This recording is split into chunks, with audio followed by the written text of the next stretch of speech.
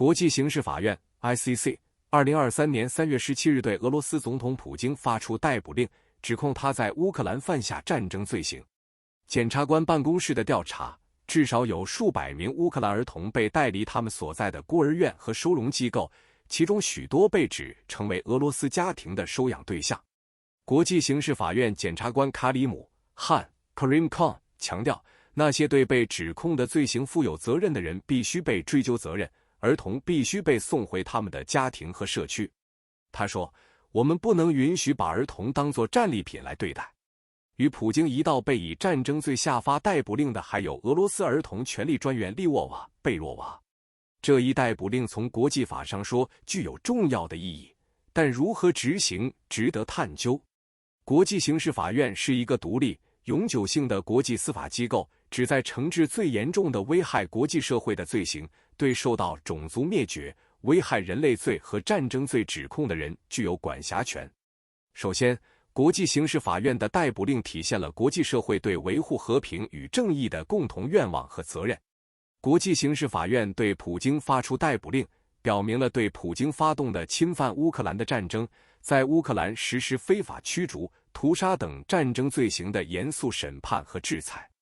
这是符合联合国宪章所确立的维护国际和平与安全、尊重人权与基本自由、促进各民族友好合作等原则。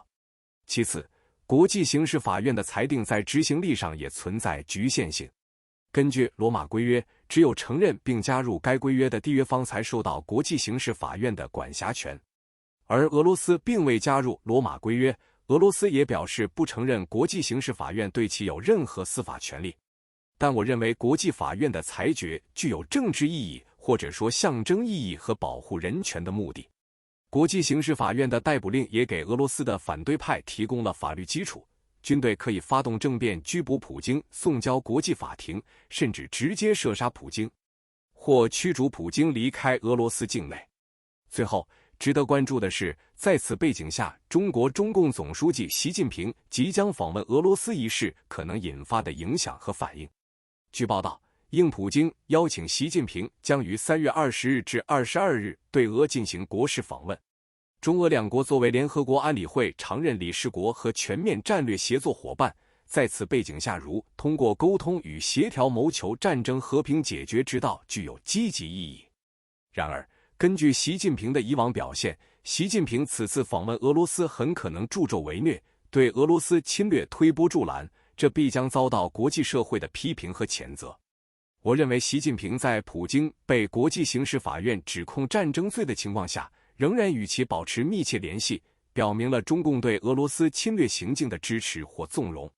这无疑将损害中国在国际舞台上的形象和声誉，也将削弱中国在维护地区和平与稳定方面的积极作用。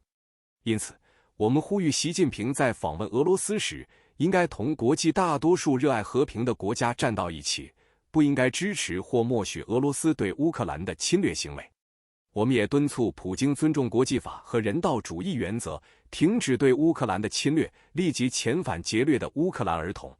只有这样，才能回到人间正道，也才能为世界和平与发展做出贡献。否则，你们必将万劫不复。谢谢收看，欢迎转发，